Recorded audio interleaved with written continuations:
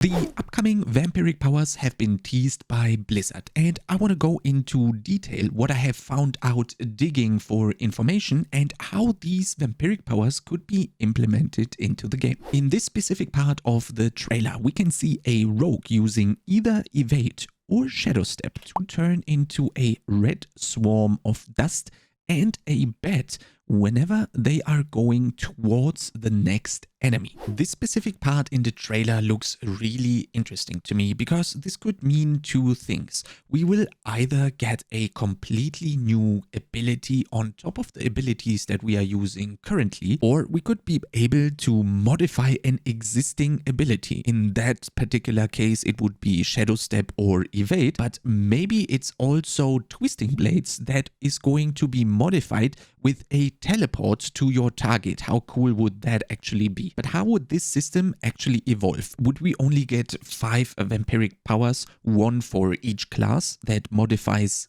either an ability or just gives us a new ability on top? Let's see what my Twitch chat and I came up with. So I have 5 vampiric powers here on the screen right now. I used different colors to make it a little bit easier to understand. And let's say the worst case scenario would be one of these colors would actually be one of the classes. So Rogue would be red, as we have seen in the red mist with the red bat. Then Rogue would be the red vampiric power. And then green would, for example, be Necromancer, being actually the most horrible scenario where one class only gets one ability. I don't think that is ever going to be the case. So let's think about the second option that we have right here.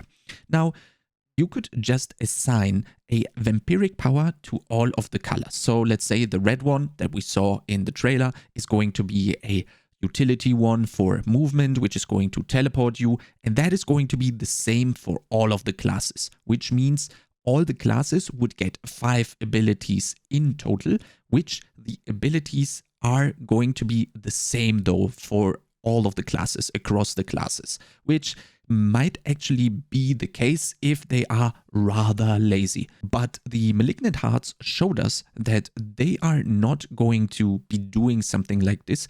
Much rather, they are going to be a little bit broader on this. We had 32 Malignant Hearts, 4 Malignant Hearts class specific, and 12 of those were completely across all the classes. So they are going into more detail than the 2 ideas that we had right here. But I think this third scenario might actually be really close to what we're going to get starting with Season 2 at the 17th of October. Namely, we would split up those colors into different categories. For example, red being offensive, green being utility, blue being defensive, and so on and so forth.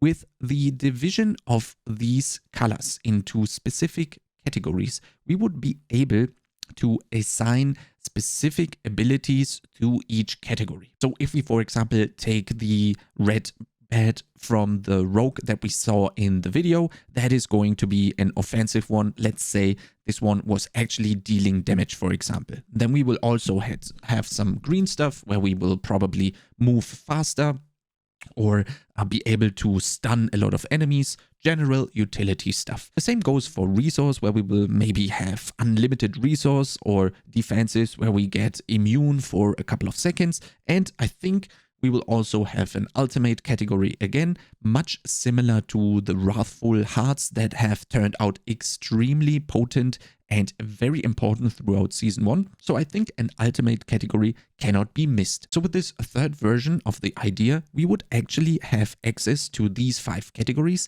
and then you could use each of the categories to assign a different ability in that category for each class. So for example, let's take the offensive one. We have seen the rogue. Let's say he is going to get a teleport on the core skill, no matter which one they're going to use. The barbs are maybe getting a bleed on every core skill, and the necromancers are getting a curse on hit whenever they're core skilling. So you would actually have 5 abilities per category. So you would have 5 new offensive ones, 1 for each class. Same goes for utility, defensive, ultimate, and resource. The good thing about dividing these new abilities into these categories and then giving each class their own type of abilities in those certain categories is going to be that you will be able to target that class's specific weakness. So we know Necros are all really slow. For example, you could then take the utility ability and tune it a little bit more on the OP side compared to all of the other 4 available skills coming with the Vampiric Powers for the Necromancers. So for example, the offensive, resource, ultimate, and defensive are not going to be really game breaking for the Necromancer, but the utility one is actually going to be a little bit more OP compared in its own category to those of the other classes. And this can also go further. For example, we all know that barbs and druids are rather slow when it comes to their early game. You could therefore tune the offensive ability that they are getting with their vampiric powers a little bit more on the OP side, especially in the early game. So for example, you could give them a flat attack or maybe add a flat amount of damage that is tuned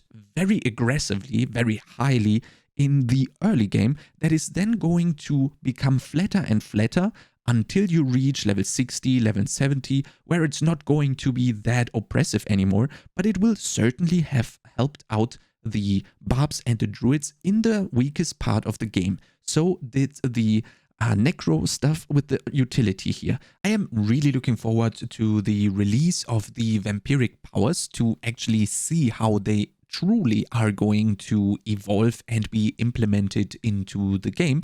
And the developer update that is scheduled for early October is going to help unveil all of the Vampiric Powers, although I am not really sure if they are going to show us all of these powers. If you remember back in Season 1, we never really saw the Barber or something along those lines, so I think they will also keep this ultimate category locked and hidden away from the public until the game releases. I really hope this time we will not have as many bugs as we had with Season 1, but that is going to be really funny to see it evolve and unveil whenever Season 2 launches. I think it would be a really cool thing to try and use the seasonal theme to target a specific weakness that came up maybe due to balance changes or the inherent weakness of a class, for example, Necros being slow, and change that up with the seasonal theme. The Vampiric Powers might definitely be something that are targeting this,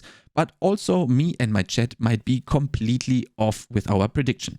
Now, I'm very curious what you guys think about this, so you can join our Twitch chat. The link will be down in the pinned comment below. To participate in the discussion, tell me how wrong I am, or give me your far better idea on what the Vampiric Powers could be. So I'll see you on the Twitch chat, or you could also leave a comment down below. And if you like content similar to this, make sure to subscribe to this YouTube channel, and I'll see you next time.